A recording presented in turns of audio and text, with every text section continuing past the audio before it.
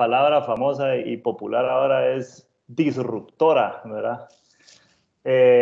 Todo es disrupción ahora. Y no hay, a mi criterio, no hay una tecnología a la que le quepa mejor esa calificación como el blockchain, ¿verdad? Para poder entender por qué, debemos entender qué es esta tecnología y ver un poquito de la historia. Entonces nos vamos a remontar aquí en la época prehistórica de la computación, ¿verdad? Yo le pongo aquí el año antes de blockchain, la era antes de blockchain. Era un periodo muy oscuro, ¿verdad? Desde el inicio de los tiempos tecnológicos, la informática inició por la necesidad de procesar y almacenar información. Siempre han sido dos pilares de la infraestructura de sistemas: procesar y almacenar. No siempre se desarrollaron más o menos a la misma velocidad como ahora, y entonces vemos que en el año 63 antes de blockchain, es decir, en otras palabras, 1946, la primera computadora ENIAC fue creada.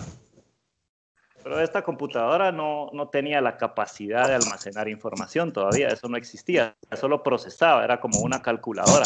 Esa foto que estamos viendo aquí en la pantalla es una foto de un operador o una operadora colocando manualmente, ingresando la información a esa computadora y colocando los parámetros que iban a ser necesarios para calcular alguna ecuación, y luego pues esa computadora escupía un resultado. La interacción era 100% análoga. Los discos duros son los cerebros de los técnicos y los operadores y los directores de la computadora. Es una computadora enorme. Aquí estamos viendo la interfaz que los humanos utilizaban, ¿verdad? Es decir, las computadoras eran computadoras sin disco duro o memoria. Solo eran incluso más arcaicas que una calculadora de las que utilizamos actualmente para operaciones tradicionales. Vamos a ver aquí, vamos a salir un poquito. Y no fue hasta la década de los 50 que comenzaron a desarrollarse y producirse tecnologías de almacenamiento digital que podían ya interactuar de forma automatizada con las computadoras, ¿verdad? Esa computadora ENIAC ya para el año 1956, cuando se desarrolló el primer disco duro, que es el que estamos viendo aquí en pantalla, ¿verdad?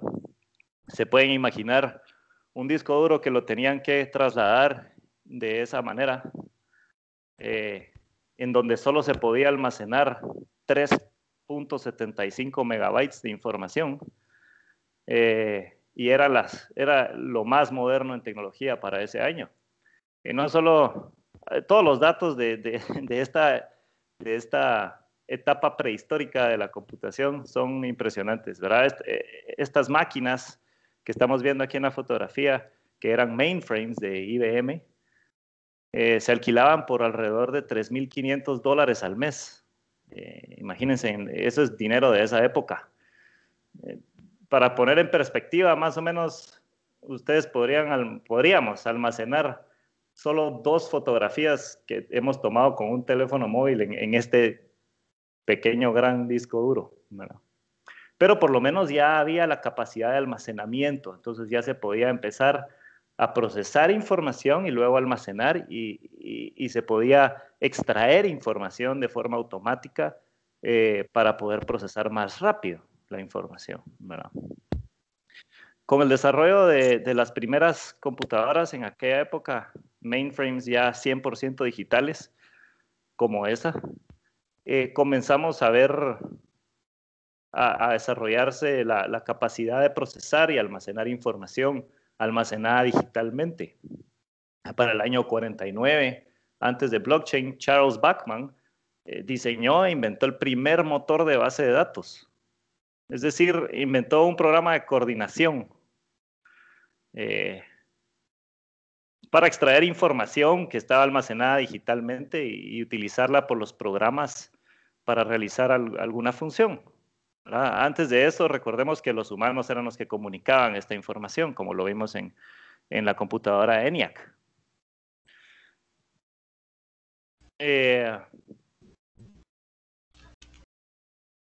Pero ya a medida que pasaba la década, ya empezaron a surgir mejores tipos de motores de bases de datos.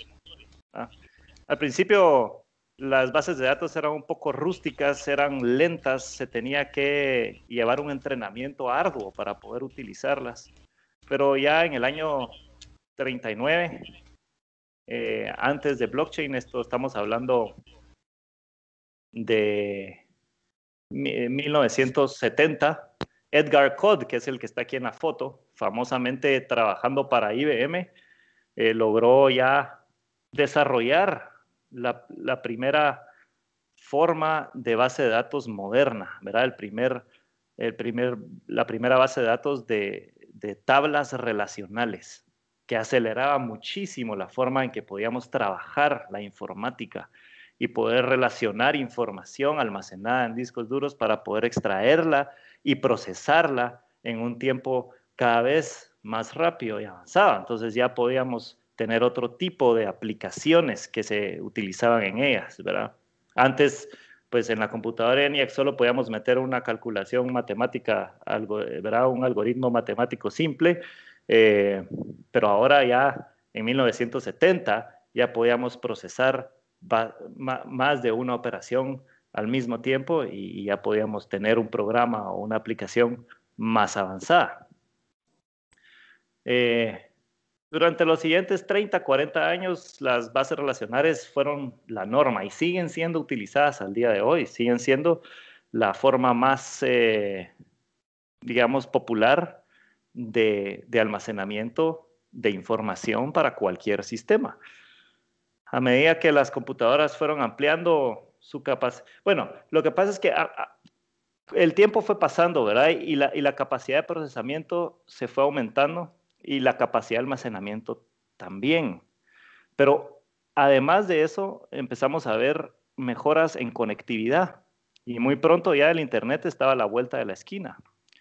Y una vez las computadoras comenzaron a interconectarse, comenzó a surgir el primer destello de lo que ahora llamamos comercialmente como Big Data, ¿verdad?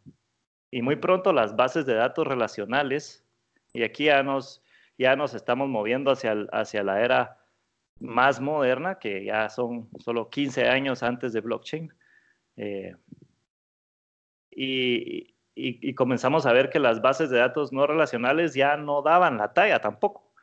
La eficiencia más grande de las bases de datos relacionales está íntimamente ligada con la desaceleración en la capacidad de procesar información relativa a la cantidad de información que el mundo está produciendo, ¿verdad? Desde la era de la dot-com bubble o la burbuja dot-com de los 90s. Es decir, que las bases de datos se comenzaron a volver lentas para procesar información que se extrae de bases de datos relacionales.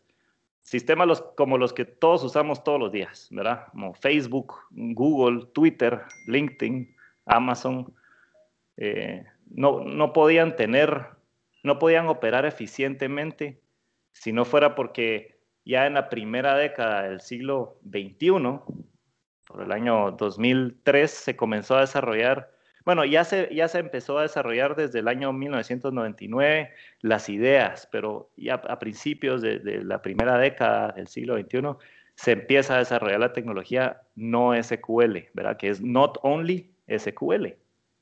Entonces empezamos a ver ya integraciones híbridas de bases de datos relacionales con tablas de bases de datos no relacionales que hacen que las aplicaciones como Facebook puedan operar rápido o en Amazon cuando estamos buscando un producto.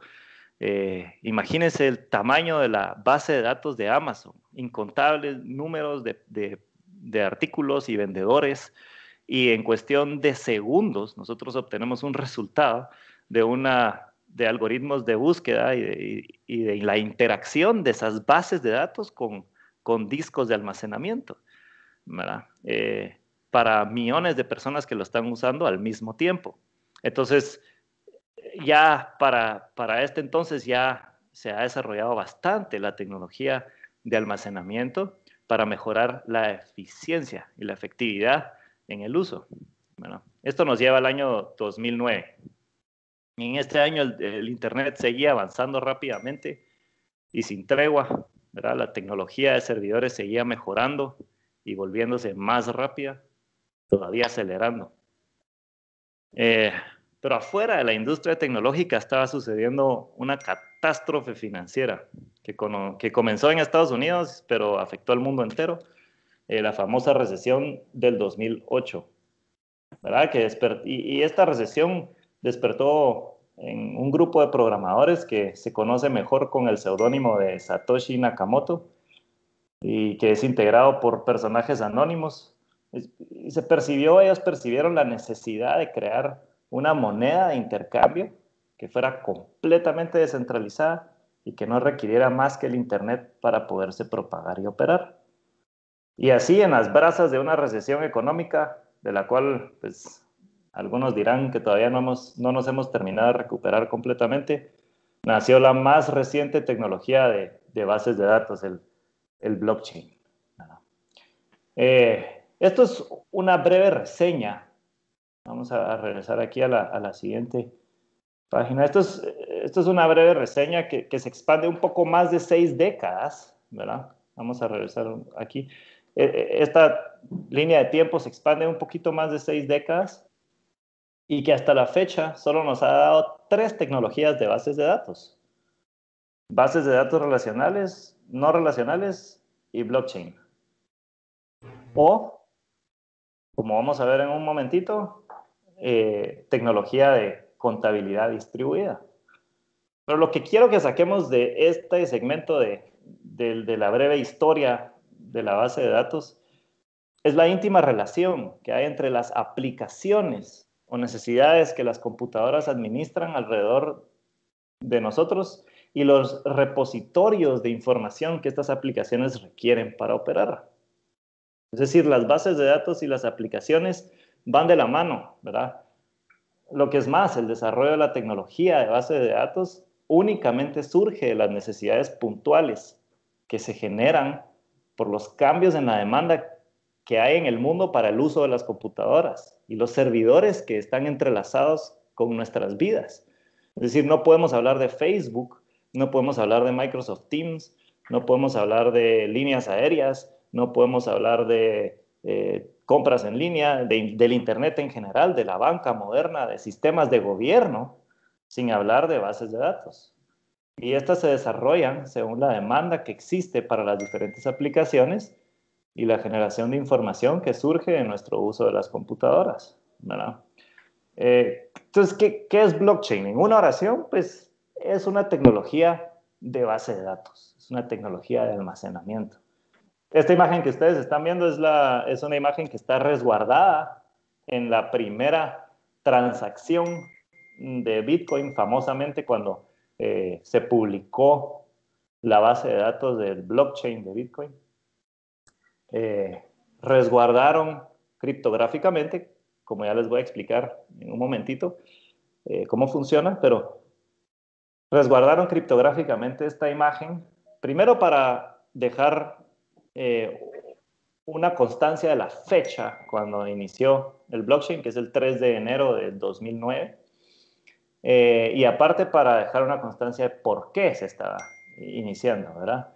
Esta es una noticia de un periódico de Times, ¿verdad? Uno de los periódicos principales de Londres, y está indicando una de las noticias resalientes en esos años y en ese momento histórico, que están a punto de quebrar los bancos y los gobiernos los están salvando, ¿verdad? Los están sacando. Vamos a ver, quiero ver qué tenía por aquí. Bueno, quiero que miremos unos 20 segundos de este video.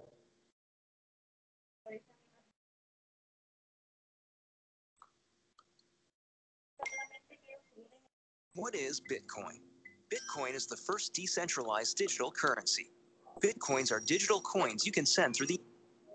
Perdón, se los voy a poner en español. las captions, vamos a ver si lo logro aquí.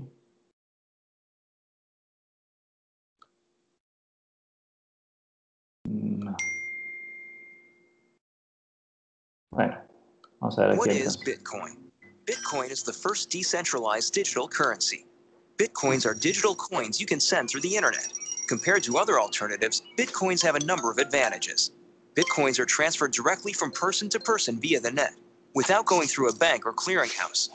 This means that the fees are much lower. You can use them in every country. Your account cannot be frozen, and there are no prerequisites or arbitrary limits. Listo. Maravilloso, ¿verdad? Es decir, se desarrolló toda una tecnología de base de datos nueva solo para una pinche aplicación. Increíble. Entonces, ¿qué es blockchain? Bueno, pues blockchain es una tecnología revolucionaria, pero simple. Es una tecnología revolucionariamente simple.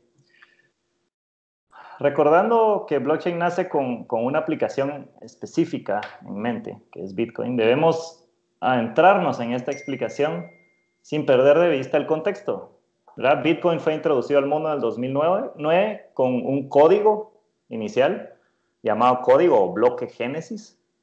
El código fue puesto en producción el 3 de enero del 2009, es decir, no se sabe exactamente cuándo, pero hay documentación que viene desde el año anterior, desde el 2008, cruces de correos entre los participantes de la programación. Y ahí está bastante bien documentada. Digamos que antes de que se formara la constitución de cómo iba a operar este código, es decir, antes de que se formara ese primer contrato inteligente de Bitcoin, ya se estaba platicando de cuáles eran los objetivos y qué se quería lograr y cómo se iba a lograr.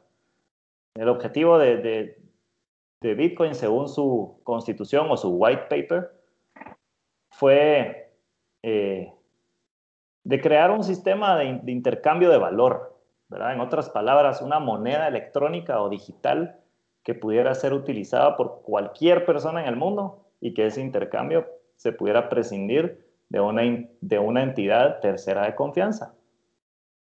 En las transacciones monetarias tradicionales, como las que usamos todos los días, ¿verdad?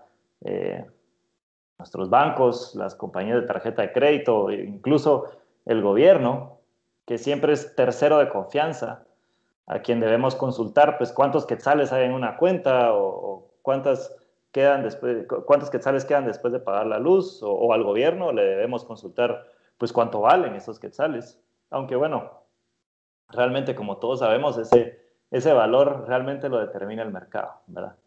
Pero Bitcoin quería ser un sistema de intercambio y de resguardo de valor en donde nunca fuera necesario un tercero de confianza para enviar o recibir el monto adeudado en una transacción comercial o personal. Es decir, si yo al terminar esta conferencia pues pido una pizza porque tengo hambre y no puedo desayunar, la pizzería me va a pedir mi tarjeta de crédito para pagar y el sistema de tarjeta va a consultar con mi banco si yo dispongo de los fondos necesarios para pagar ese monto. Con Bitcoin eso desapareció, ¿verdad?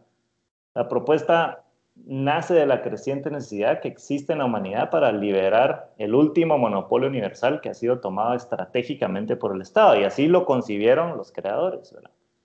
Que es el dinero. Las ventajas que surgen con la creación de Bitcoin resultaron ser disruptivas realmente. Yo hoy mismo podría enviar el equivalente a 10 millones de quetzales en 10 minutos a Japón por una tarifa de aproximadamente 15 quetzales. El link me metió a un webinar. Solo les voy a pedir a los que estén entrando que por favor vayan poniendo su micrófono en mute para que no podamos distraer la atención. Gracias.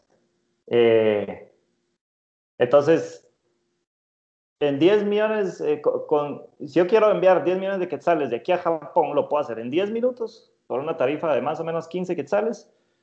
Y si quiero esperarme hasta 6 horas para que llegue los fondos a Japón, lo puedo hacer por una tarifa más o menos como de un quetzal, equivalente en Bitcoin, obviamente, ¿verdad?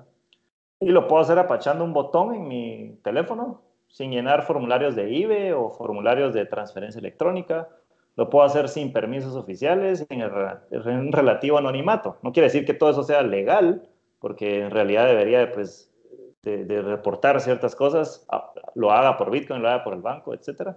Pero en la práctica se puede hacer, ¿verdad? Y en cuestión de 10 minutos a 6 horas, en Japón estaría el destinatario recibiendo su dinero confirmado y listo para gastar. La rapidez y facilidad de uso sin precedentes para trasladar valor fue introducido por Bitcoin.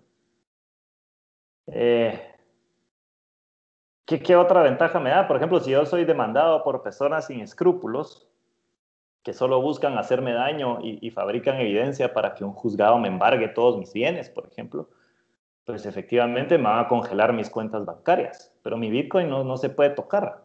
Esta ventaja de privacidad sin precedentes también la introdujo Bitcoin.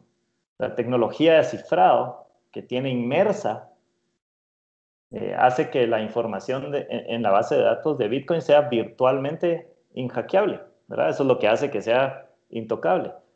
Lo que es más, entre más grande su ecosistema y más usuarios tiene, más segura se vuelve indirectamente la tecnología. Y lo que hace posible esta maravilla moderna es el blockchain, ¿no? Así como vimos en el videito. Bitcoin es simple. Satoshi Nakamoto se hizo valer de dos tecnologías ya existentes para lograr su cometido, ¿verdad? La primera es el peer-to-peer o tecnología de red de punto a punto. Tenemos que recordar un poquito cómo nació el Internet y aquí vamos a ir muy breves. El Internet nació con ARPA, que era un esfuerzo universitario para interconectar recursos educativos de diferentes instituciones en Estados Unidos.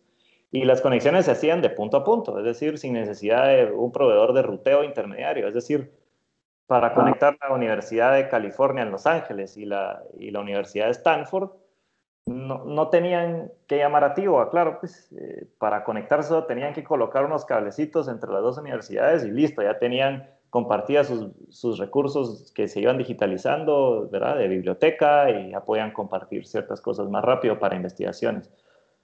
Con el desarrollo, esto se desarrolló muy rápido.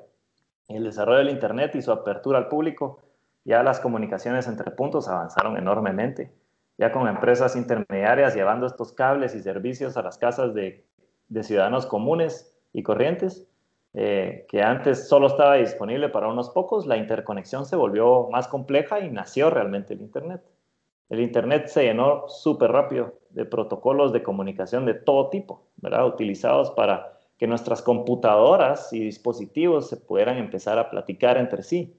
El protocolo más conocido por todos es el HTTP, que es el que usamos para navegar, ¿verdad? Por eso, por ejemplo, este link que tengo aquí, que les voy a enseñar en un momento, inicia con HTTP, es una referencia, es un link que usa un protocolo de hipertexto para poder entender qué es lo que nuestra computadora quiere hacer para comunicarse con un servidor o con otra computadora en el Internet.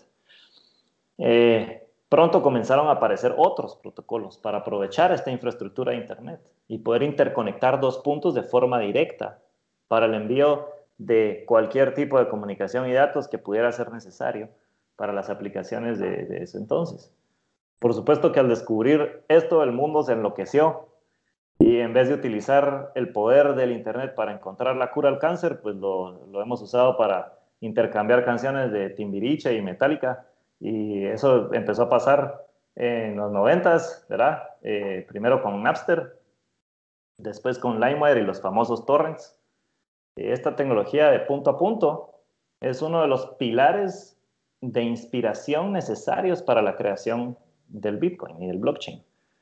La red de Bitcoin inició con unos pocos nodos, es decir, unas pocas computadoras, nodos, computadoras, que tienen una copia completa de la base de datos. Hoy día la red de Bitcoin está compuesta por más de 10.000 nodos. Vamos a entrar aquí a ver. Esta es una página que extrae la información pública de la red de Bitcoin y podemos ver que actualmente activos hay 10.547 nodos, ¿verdad? Podemos ver qué software están corriendo, podemos ver en qué IP están, en qué parte del mundo están, etcétera. Es decir, hay 10.547 copias de la base de datos de Bitcoin en todo el mundo. Eso es algo impresionante, sin precedentes. A mí todavía me saca de onda esa cifra porque si lo comparamos, por ejemplo, con el número de centros de datos que tiene Amazon, que solo son, si no estoy mal, 60 o 65 en todo el mundo, con inversiones multimillonarias, billonarias, realmente esto es impresionante, ¿verdad? Eh, entonces, así como cuando descargamos la última canción de Arjona en Napster, podemos colocar también el software de Bitcoin en cualquier computadora y tras ejecutarlo podemos descargar y comenzar a compartir directamente esa base de datos completa a todos los nodos. Es decir, nosotros la vamos a descargar de un nodo y al tener la lista la empezamos a compartir, ¿verdad? Perfecto. Pero eso no es suficiente para poder utilizar Bitcoin. Esto solo hace que la información que pueda resguardarse de una forma segura, barata y descentralizada, pero nos hace falta algo, ¿verdad? Nos hace falta, ¿cómo hacemos para mandar un Bitcoin de un lado a otro? Porque esto solo almacena la información de la base de datos. ¿Cómo hacemos para cómo hacemos, más importante todavía, ¿verdad? ¿Cómo hacemos para que el que recibe un Bitcoin de mi parte pueda confiar que yo no le saqué una copia, así como le sacaba una copia a la canción de Maná que había descargado y la metía en mi disco duro o en mi USB o en mi teléfono para poderla escuchar en mi carro? ¿Cómo sabe la persona que está recibiendo de mi parte un Bitcoin que yo no le hice una copia y que también se lo estoy enviando a otra persona? Entonces, si la otra persona se lo gasta antes, después el otro ya no se lo va a poder gastar. Esto no está funcionando, ¿verdad? No es solo una red de punto a punto lo que se necesita para que funcione. Y ahí es donde entra la criptografía, ¿verdad? La criptografía es la práctica de las técnicas utilizadas para una comunicación segura, ¿verdad? La criptografía ha sido utilizada en todo tipo de comunicación muchísimo antes del Internet. Miremos este código y les voy a dar un minuto para que, unos 30 segundos para que decodifiquemos con la llave que está aquí a la derecha, ¿verdad? Arriba está el abecedario, abajo está la llave, que decodifiquemos esto.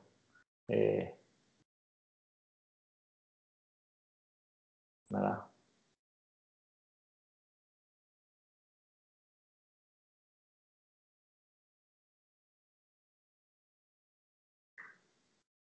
Entonces, si ya lo lograron descifrar, dice hola, ¿verdad?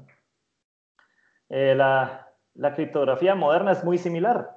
Haciendo uso de las computadoras, la criptografía moderna puede hacer cálculos, pero lo hace en milisegundos, ¿verdad? Ustedes probablemente se tardaron 10 a 15 segundos para decodificar este mensaje. Una computadora lo hubiera hecho en milisegundos. Eh, Y bueno, esto permite que se puedan emplear algoritmos y fórmulas complejas para crear llaves criptográficas que solo las computadoras pueden decodificar de forma rápida y eficiente, ¿verdad? Y que la comunicación pueda fluir de forma 100% segura y que del otro lado, si yo envío un enviaje cifrado, la computadora que tiene la llave para decodificarlo al otro lado la pueda decodificar en segundos o en milisegundos.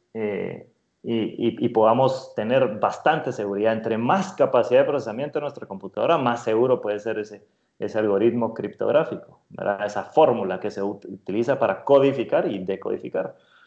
Y aunque todavía se sigue utilizando para asegurar la comunicación digital en Internet, que es la función principal de la criptografía moderna, también le hemos encontrado otros usos, ¿verdad? La creatividad humana es increíble y uno de mis usos favoritos, obviamente, adivinen cuál es Bueno, aparte del Bitcoin. Aparte del Bitcoin es la capacidad que tiene para autenticar información. Resulta que si aplicamos la criptografía inversa, a ver aquí, les voy a levantar un programa adicional para enseñarles este ejemplo. Les voy a ilustrar aquí en mi computadora, vamos a ver si lo logro.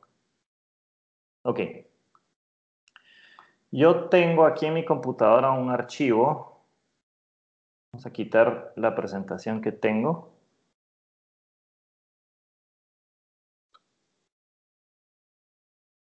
Vamos a entrar a este archivito que tengo aquí. ¿Dónde estás? Word, perdón, no lo tenía listo. Van a dar unos segunditos porque esto vale la pena.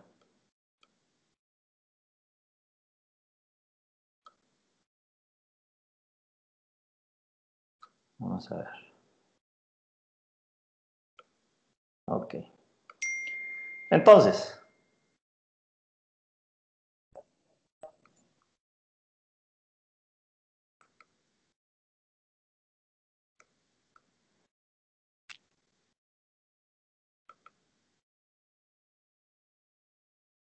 aquí está.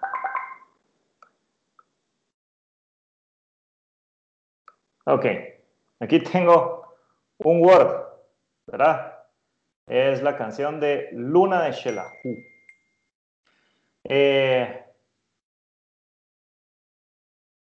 Con esto van a poder ver cómo funciona la criptografía moderna de una forma muy sencilla. Para este ejemplo, voy a utilizar el mismo algoritmo que se utiliza en el blockchain de Bitcoin, que es el SHA-256.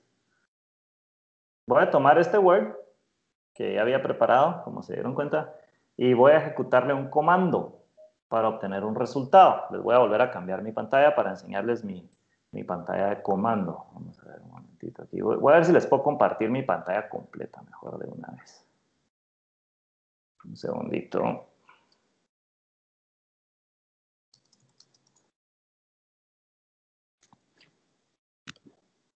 Ok.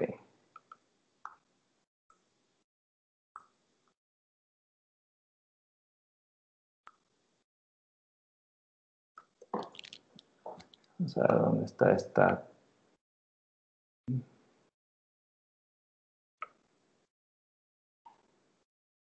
No. Discúlpenme, señores y señoras. Vamos a compartir entonces solo mi pantalla de comando. Ok, Aquí está. Entonces, voy a sacarle, utilizando el algoritmo SHA-256, a ese dato. Voy a entrar aquí a mis documentos.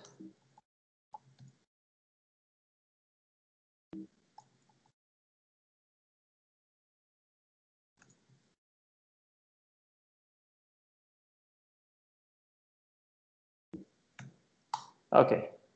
Entonces aquí vamos a ver que ahí está mi archivo de Luna de Shelahu. lunadeshelahu.doc. Y vamos a sacarle su huella digital. Vamos a poner aquí SHA-SUM A256 y le vamos a hacer la referencia a Luna de Shelahu. Va a procesar y ya procesó y me sacó este numerote que ustedes ven aquí. ¿Ya? Este está tomando, lo que hace es que está tomando todas las variables necesarias para ejecutar un algoritmo precompilado en mi computadora y que es un estándar, ¿verdad? Que se llama SHA-256. Se los escribo aquí, SHA-256. Es un estándar criptográfico, es un código, es una clave criptográfica. Y con esto escupe un resultado. Yo voy a sacar una copia de este archivo digital. Ahorita se los voy a sacar enfrente de sus pantallas también para que veamos a lo que me refiero. Creo que ya descubrí cómo compartir. Ahora sí, creo que ya están viendo mi pantalla completa.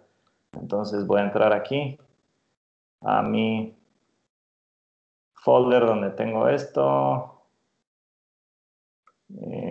Comisión. Ok. Voy a sacarle una copia a este archivo. Voy a duplicar. Y a esta copia que voy a abrir,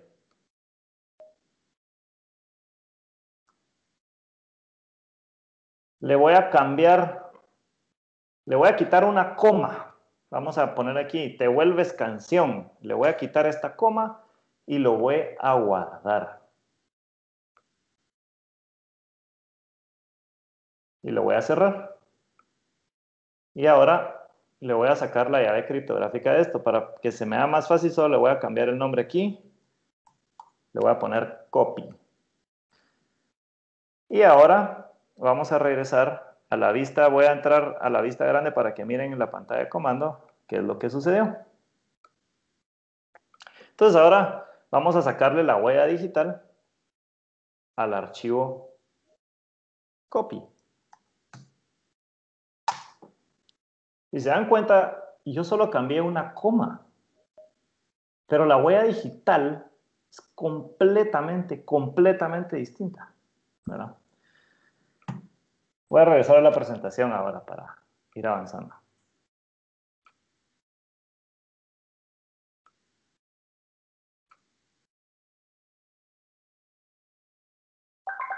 Ok. Entonces, ¿qué quiere decir esto, verdad? Qué bonito, qué chilero, pero ¿qué quiere decir lo que acabamos de hacer? Este es un archivo digital y yo le pude sacar un clon, ¿verdad? Esa copia, mis archivos, todos los archivos digitales tienen ceros y unos, ¿verdad? Tienen ceros y unos que son los que conforman la información que se despliega en mi pantalla. Es decir, yo puedo sacar una copia exacta de ese archivo y siempre me va a dar el mismo resultado cuando yo le saco la llave criptográfica. Pero si yo le cambio una coma, como ustedes se pudieron dar cuenta, ya el archivo, los ceros y unos ya no son iguales y entonces me cambia por completo la huella digital. Es como la huella dactilar que tenemos en cada uno de nuestros dedos. Si tuviéramos una forma para sacar una copia de nuestra huella digital, pues nadie podría reconocer la diferencia al analizarla, ¿verdad? Sin embargo, pues esto no es posible afuera del mundo digital en la actualidad, ¿verdad? Algunos creerán que sí, pero todavía no se ha comprobado. Entonces, si yo cambio un solo dígito, la huella digital cambia por completo. Esta tecnología, entonces, es la que se usa para firmas digitales, ¿verdad? Esas son las firmas digitales que usamos en documentos para validar que nosotros firmamos digitalmente algo. Otro ejemplo son las firmas digitales, por ejemplo, en las facturas, ¿verdad? La SAT ahora está cambiando para que todas las facturas sean electrónicas. Y esto se valida con las firmas o sellos digitales. No hay factura con un sello o firma igual. Todas están identificadas y pueden ser validadas y autenticadas en el tiempo gracias a la criptografía. La magia de la criptografía digital que acabamos de ver es que yo puedo comprobar que ese archivo de Luna de Xelajú, ese archivo que tenemos, les voy a volver a compartir mi pantalla completa para que lo veamos y veamos el contexto completo. Este archivo de Luna de Xelajú que yo creé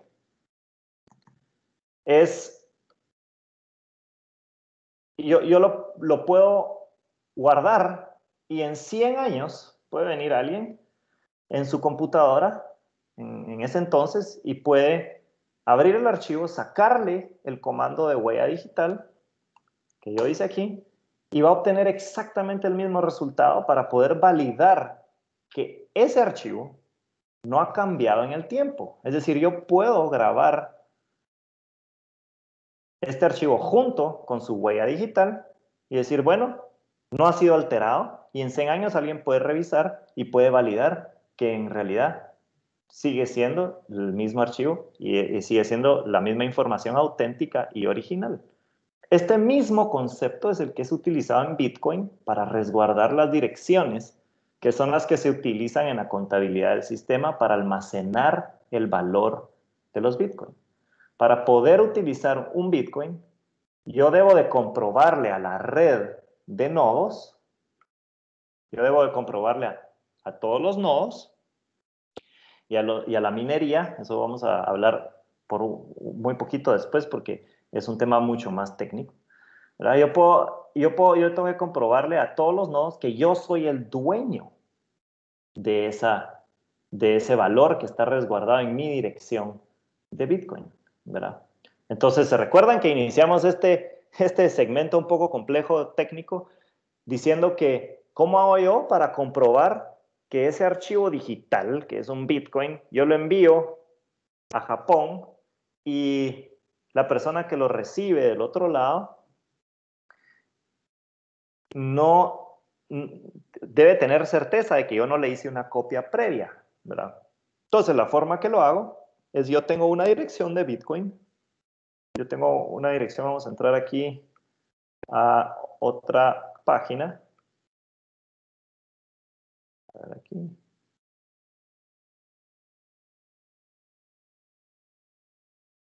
Está.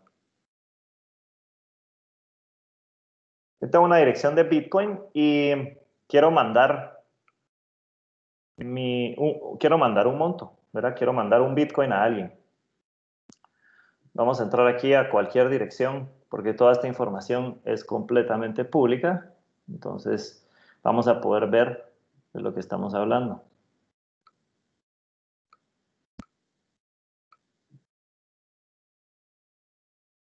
Ok, veamos esta dirección que está aquí. Esta dirección tiene actualmente 2076 Bitcoins. Y aquí está la dirección, ¿verdad? Esa dirección es el resultado criptográfico de la información que la creó. Vamos a revertir la operación. En este caso, Luna de Xelajú sería mi llave, sería esa clave que yo necesito para poder utilizar esa dirección. Es decir, si podríamos por un momento imaginar que yo para poder utilizar Bitcoin necesito crear un Word con X palabras o combinación de letras y esa es mi llave y solo yo tengo la llave de esa información. Yo le voy a compartir al público para que me envíen Bitcoins, les voy a compartir mi dirección pública, que va a ser esta que yo generé al momento de procesar con SHA-256 mi llave, que es Luna de Xelajú. Solo yo tengo esa combinación de letras y la tengo en mi bóveda, la tengo en mi caja fuerte. Y entonces, cuando yo quiero gastar mi Bitcoin, mis 2076 Bitcoins, obviamente, esto no es mi dirección, ya quisiera yo. Si yo quiero gastar mis Bitcoins, esta persona tiene que sacar su llave, tiene que sacarla y comprobarle a la red que él es el dueño de esa llave. ¿Cómo lo hace? En el momento que está realizando la transacción, genera la operación SHA y le demuestra al mundo que él tiene la combinación exacta para poder generar ese resultado. Esto es posible por el principio de entropía, ¿verdad? Y entonces aquí es donde les tengo que enseñar. Aquí nos vamos a poner un poquito geeks o nerdos y nos vamos a meter aquí a este videito que les voy a dejar mientras les estoy explicando lo siguiente.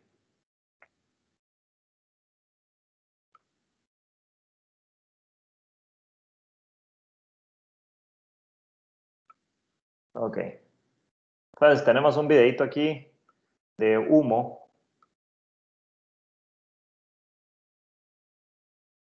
Entonces, el principio de entropía, vamos a recordar, porque esto es lo que hace posible estas funciones criptográficas. El principio de entropía original indica que el universo siempre se está moviendo hacia un estado perpetuo de disipación. Pensemos en el Big Bang y todo se está moviendo hacia afuera todo el tiempo, ¿verdad? Esto hace que, por ejemplo, si me fumo un cigarro, el humo no pueda regresar de donde vino. Además, no puedo saber todas las condiciones iniciales que se generaron para que el humo esté exactamente en esta forma. Y no lo puedo replicar. Sería demasiado trabajo y cuando ya lo logre ya es irrelevante, pues, ¿verdad? Además, genera resultados aleatorios, es decir, en inglés se dice randomness, ¿verdad? Este principio aplicado en la computación se puede ver con el ejemplo que acabamos de realizar. No solo por el cambio de variables, que por pequeñas que sean, las variables, los cambios, generan resultados completamente distintos. Más importante aún, no puedo obtener las variables originales con solo ver el resultado generado. Es decir, si vemos la huella digital que generó mi archivo de Luna de Xelajú, solo con esos dígitos, yo no puedo saber que eso lo generó la organización de letras específica que yo le di a esa canción adentro de Word. Eso sería imposible. Entonces, Bitcoin utiliza este concepto para generar las llaves privadas, ¿verdad? La llave privada resulta siendo lo que yo creé para generar esa huella digital que es pública y que yo la puedo compartir. Entonces yo guardo mi llave privada en mi bóveda, la guardo en mi computadora, en mi teléfono, en mi programa para usar Bitcoin, y para utilizar mis fondos que están en Bitcoin, saco mi llave privada y genero el resultado frente a todos para comprobar que yo soy el dueño. Y con eso la red autentica que yo soy el dueño y mi transacción es aceptada y enviada a la dirección pública del destinatario. Y finalmente, pues tenemos la propagación de toda esa información por todos los nodos de Bitcoin que mirábamos aquí, ¿verdad? Y de esa forma todos podemos saber que esa transacción se llevó a cabo y todos podemos confiar en la información. Entonces, todo blockchain tiene una red peer-to-peer, tiene autenticación y validación criptográfica y tiene continuidad de información. Voy a resumir la siguiente parte en dos componentes que son básicos de todo blockchain, que es el mecanismo de consenso y las reglas de validación que generan ese registro de contabilidad distribuida. Distribuida porque ya vimos que son muchos nodos. Es un registro de contabilidad porque contablemente el sistema está todo el tiempo actualizándose a cómo está el estado actual de esa base de datos. En este momento yo puedo verificarlo en cualquier nodo que esté disponible de forma pública, como el que acabo de entrar, que es blockchain.com, y ahí puedo validar cuál es el estado actual de toda la base de datos. Puedo ver cuántos fondos hay en cada dirección del blockchain. Por ejemplo, en aquella que acabamos de ver habían 2,000, aquí hay 0.03 bitcoins, ¿verdad? Y podemos ver a dónde se han movido esas transacciones, y ese es el registro de contabilidad. ¿Y cómo se ingresan esas transacciones a la base de datos? Pues existe un mecanismo de consenso, existen las reglas de validación, las reglas del juego, y se validan siempre por algún tipo de protocolo. En Bitcoin se llama Proof of Work. Ese es el famoso trabajo de minería que hacen las computadoras y que a través de las operaciones matemáticas registradas en el código inicial, entran las transacciones y se logran validar si traen todas las reglas necesarias para que sean válidas según esos mecanismos de consenso. Una vez traen todas las reglas, entonces todos los nodos aceptan esa transacción como válida y la resguardan en su base de datos. Y de esa forma, por eso les decía que a más grande la red, más segura es, porque hay una copia no solo de toda la información de esa base de datos en los nodos, sino que aparte hay una copia del código con todas las reglas del juego para que sean o no sean aceptadas esas transacciones. Súper importante. Y con eso se le da continuidad a esa información. Todos los blockchains van a ser diferentes. De aquí ya nos vamos a ir desviando de Bitcoin para pasar a la siguiente parte, pero era súper necesaria esta introducción de Bitcoin porque es la forma más simple de entenderlo, ya que fue la primera aplicación que se utilizó. Pero ahora tenemos que hablar de cuál es el desarrollo actual en la industria, ¿verdad? Vamos a salirnos de aquí y vamos a ver cómo vamos a utilizar la tecnología de blockchain, ¿verdad? DLC, Distributed Ledger Technologies, o tecnologías de contabilidad distribuida, y blockchain. ¿Qué diferencias hay entre uno y otro?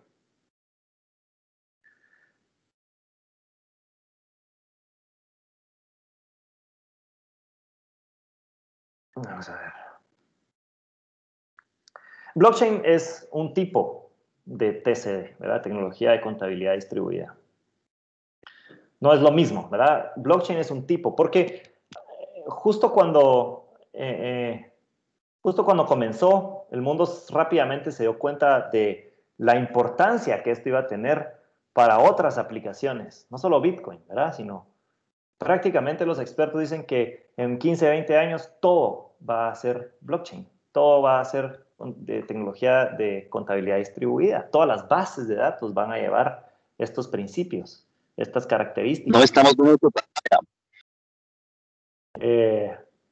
Entonces, podemos ver, por ejemplo, que en el año 2015, perdón, 2018, habían aproximadamente ya, quiero ver una cosita aquí, perdón. Aquí vamos a pasar aquí para ir avanzando. Podemos ver que para el año 2018 ya habían 1.5 mil millones invertidos en desarrollo de tecnología de blockchain. Se calcula que para el año 2023, y ahí les dejé el link de las fuentes, y esta presentación es pública para que la puedan revisar después. Para el año 2023 se van a haber gastado aproximadamente unos 14 mil millones en tecnología, en desarrollo de la tecnología. ¿Verdad? Podemos ver usos de caso privado que ya están en funcionamiento. Microsoft, por ejemplo, tiene su proyecto ID 2020. Este proyecto tiene contemplado asistir con una plataforma de identidad formal para ayudar a más de 1.000 millones de personas que actualmente residen en el planeta sin ningún tipo de identificación legal. Esto lo está haciendo en una tecnología de blockchain propietaria, desarrollada en colaboración con otras 2 empresas. La compañía naviera Maersk está actualmente trabajando en una solución para sustituir registros de papel en muchos embarques con registros digitales inalterables utilizando blockchain. Esto permitirá eliminar trámites que ahora son arcaicos y que utilizan papelería y mejorará sustancialmente los mecanismos de rastreo, especialmente para consolidados que se pierden o se retrasan, ¿verdad? A veces con bienes perecederos. Walmart, Kroger, Nestlé y Unilever están trabajando con IBM para poder identificar productos agrícolas que se venden al consumidor final en supermercados. El blockchain puede garantizar que una fruta, por ejemplo, un mango, que dice ser importado de Guatemala, realmente sí lo es. Y se puede demostrar con facilidad la fecha en que fue cosechado, embarcado, y si pasó las regulaciones necesarias para estar colocado en el anaquel y que lo pueda consumir alguien. ¿Verdad? Los productos en el futuro tendrán un sello con información que es 100% confiable y verificable para el consumidor final. Vamos a poder tener la posibilidad de estar seguros que no nos están engañando con los productos que compramos, especialmente cuando pueden tener características que ponen en riesgo nuestra salud. En Italia, la Cámara de Compensación Bancaria trabaja desde el año pasado en tecnología de contabilidad distribuida desarrollada por la empresa Corda. El caso reporta ahorros monetarios de hasta el 50% en los mismos procesos que antes incluso requerían más tiempo. ¿Verdad? Vamos a regresar aquí a la vista. No vemos tu pantalla. Vamos, pícale que me toque bañar, entonces un montón de cosas. Vamos a ver aquí.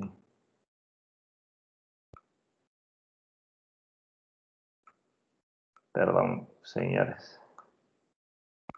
Aquí está. Listo, a no distraerlos. Entonces, como podemos apreciar, la tecnología de contabilidad distribuida contribuye a crear mejor información de manera más eficiente y normalmente reduciendo los costos operativos. No cabe duda que estas son las razones por las que está trayendo tanto dinero para su seguimiento y aumentar su desarrollo, ¿verdad? Los expertos en materia, los que están al frente de estos desarrollos, dicen que, como les comentaba, todo va a estar corriendo en un blockchain en el futuro. Esto vino aquí para quedarse, no nos podemos dar el lujo de no ponerle atención. Ahora, ¿qué casos de uso pueden haber para el gobierno?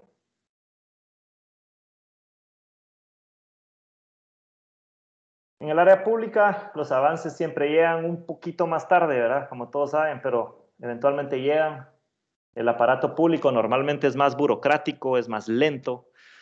Además, los fondos para inversión en los proyectos innovadores y de características disruptivas, especialmente, no están ahí para ser utilizados de forma rápida, ¿verdad? Es por esa razón que cuando escuché por primera vez que había una comisión de gobierno electrónico en Guatemala, me emocioné un montón. El año pasado me invitaron, ya desde el año pasado ya me había involucrado en algunos otros proyectos más públicos, me invitaron a apoyar un proyecto que estuvo resonando por ahí, tal vez lo escucharon, se llama Fiscal Digital. A mí me emociona poner, realmente me emociona poner mi granito de arena, ¿verdad? Y, y con Fiscal Digital me llamaron para poder colocar las actas escaneadas por el TSE durante el proceso electoral y para poder colocar esas actas escaneadas en el blockchain de Bitcoin y así poder validar para que con tecnología especial poder sellar esos PDFs que estaban entrando y poder luego que cualquiera pudiera en el futuro auditar las actas escaneadas que se iban a presentar en el Fiscal Digital para digitalizar los resultados y que pudieran ellos estar tranquilos de que lo que estaban publicando no había sido alterado, ¿verdad? Ahora, ¿qué otros casos de uso podemos ver hoy por hoy? Esto realmente todavía no hay tantos, pero ya hay algunos importantes. Y esto realmente pone a Guatemala en una posición privilegiada para poder hacer algo ahora y ser un referente internacional. Algunos de estos esfuerzos que les voy a enseñar rápidamente están hechos por el Banco Interamericano de Desarrollo, el LACChain. Es una cadena de bloques, un blockchain que está creado y desarrollado de forma pública y abierta 100% para que lo puedan utilizar los gobiernos en la región para diferentes aplicaciones. Entonces ya han surgido algunos desarrollos interesantes. Cadena, por ejemplo, que es una solución para mejorar el intercambio fronterizo de datos en la administración de aduanas. Ya está en fase de pruebas en Perú, en Costa Rica, en Colombia, en Chile y en México. BlockCert, que es una aplicación que permite reducir el tiempo de emisión de diplomas académicos y comprobar su validez y la verificación electrónica internacional por medio de una billetera digital. Esto ya está en fase de prueba en Jamaica, en Barbados y en Trinidad y Tobago. Está solo en el Caribe. Pero se pueden imaginar para el Ministerio de Educación lo que algo así podría significar. Los anteriores pues, son proyectos de países que están en vías de desarrollo, como nuestra querida Guatemala. Pero si relatamos los proyectos que están ya operativos en las últimas fases de desarrollo y pruebas en países desarrollados, no terminamos la lista hoy. Tratan de temas complejos e importantes que nos afectarán y ayudarán bastante. Por ejemplo, uno que no quisiera dejar de mencionar es un proyecto que tiene el FDA para poder validar la autenticidad de medicina.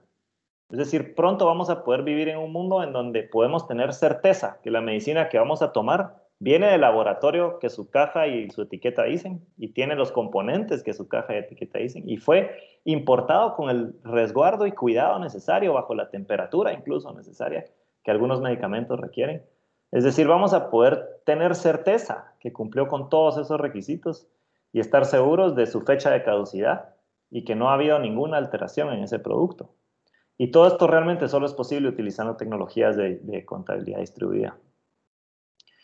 Tenía otra parte de la presentación que hablaba bastante sobre las características específicas del blockchain y las tecnologías de contabilidad distribuida.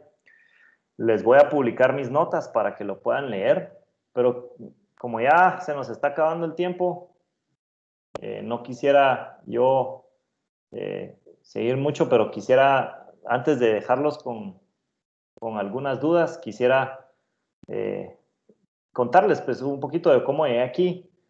Gracias a Dios conocí a Carmelo Durán y a Enrique Kosic, que son participantes. Enrique está dirigiendo la comisión y que hoy pues me introducen para pues dar un aporte pequeño, ¿verdad? Lo que yo quiero es mostrarles la oportunidad de oro que se nos está presentando a los guatemaltecos de tener un organismo ejecutivo que ha creado una comisión para poder trabajar en la implementación de tecnologías que puedan brindar eficiencia, transparencia y por lo tanto confianza en nuestras autoridades. Guatemala ha sido un ejemplo de estudio en casos vergonzosos, como aquel caso publicado en el diario en diarios hace 7 años, que implicó al jefe del Departamento de Inmigración y al administrador de la empresa privada encargada de la emisión de venta ilícita de pasaportes falsos. Estos casos de corrupción se pueden eliminar de entrada con la tecnología adecuada. Guatemala tiene una oportunidad de oro para hacer un cambio ahora. Si trabajamos bien en estos próximos 3 años y medio y esta comisión da los resultados necesarios para poder garantizar sistemas que puedan entregar, resguardar y procesar información auténtica y siempre verídica a los ciudadanos, es posible que no solo arreglemos los problemas que aquejan de lentitud y desorden las diferentes agencias y dependencias del Estado, ¿verdad? ¿Quién no ha hecho colas interminables en el RENAP, por ejemplo? Sino que además eliminamos de una vez y por todas la corrupción que se ha ido enraizando en las instituciones. Mi opinión es que la oportunidad que tenemos es de oro porque se nos está dando en el momento preciso en que la tecnología para hacer realidad esto está disponible a nuestro alcance. Yo actualmente soy miembro de la Asociación de Blockchain Gubernamental, Government Blockchain Association. Esta asociación es una asociación sin fines de lucro creada en Washington, D.C. Tiene a su disposición numerosos y valiosos recursos para poder desarrollar y certificar proyectos de tecnología de contabilidad distribuida. Y pues tengo una experiencia ya de más de 10 años en el campo de la informática. Mi empresa Sol Technologies es pionera en temas de nube aquí en Guatemala. Así que yo creo que realmente no hay excusas ni hay tiempo que perder y realmente les agradezco la oportunidad de poderles presentar el día de hoy. Y si tienen tiempo les dejo abierto a algunas preguntas, solo que Carmelo me va a tener que ayudar, no sé cómo administrar preguntas si es que hubieran. Mira, sí, buenos días. Fernando Manuel Morales tiene la mano levantada. Adelante.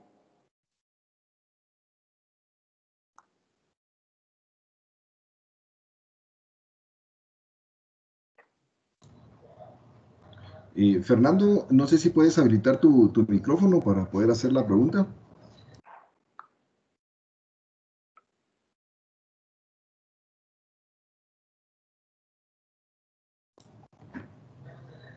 Bueno, no responde acá. Tenemos una pregunta en la opción de chat. Nos dice Fernando Manuel Morales, dice Cristian, ¿cómo podemos contactarte para que puedas participar con este tema en el Foro para la Gobernanza de la Internet en Guatemala? Ok, perfecto, gracias. Les dejo mi correo, mucho gusto. Un momentito. Ya tenemos acá a Fernando también. Si gusta puede hacer su pregunta, Fernando.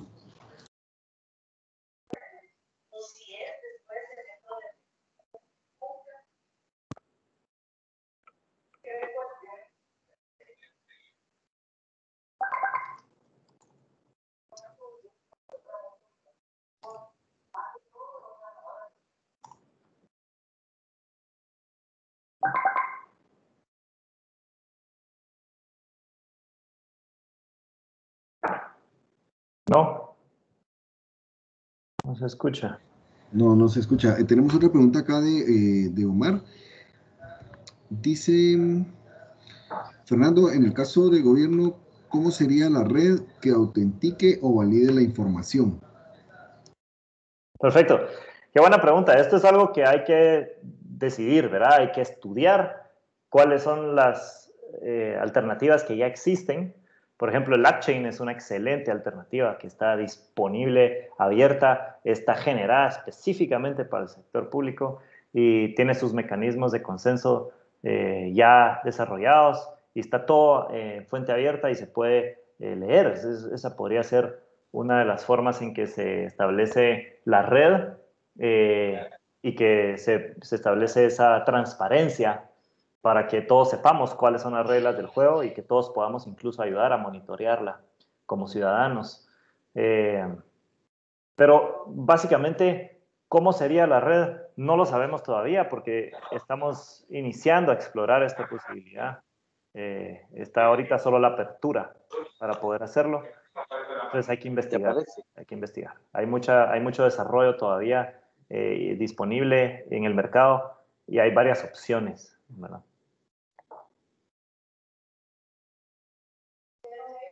Buenos días a todos. Disculpa que me meta a preguntar de forma directa, pero en la forma que hice mi conexión creo que no me permite levantar la manita. No sé si estamos en tiempo de poder participar. Ustedes me dicen. Sí, claro. Adelante. Gracias. Muy agradecido ahí por tu presentación. La verdad es que regresan una gama de conceptos y teorías que uno aprendió en los espacios de formación académica. Y dentro de ello, pues te recuerdas que las bases de datos se buscó hacerles normalización, ¿verdad?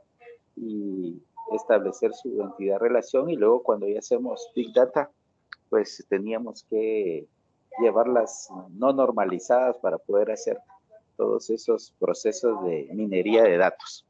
Entonces yo creo que lo importante acá en el tema de las cadenas es cómo se reconstruye la información a través de todos los pasos que dio, ¿verdad? Y no a través de su línea de inicio, ¿verdad? Sino que donde fue dejando señales podemos ir reconstruyendo cada uno de esos bloques de información que son importantes dentro del proceso de trazabilidad de las transacciones que haces a través de la web. Sí, Y perfecto. luego, lo otro importante que me parece genial y me gustaría aportártelo ahí es que uno de los principios de contabilidad establece que el registro debe ser inmediato, verdadero y oportuno.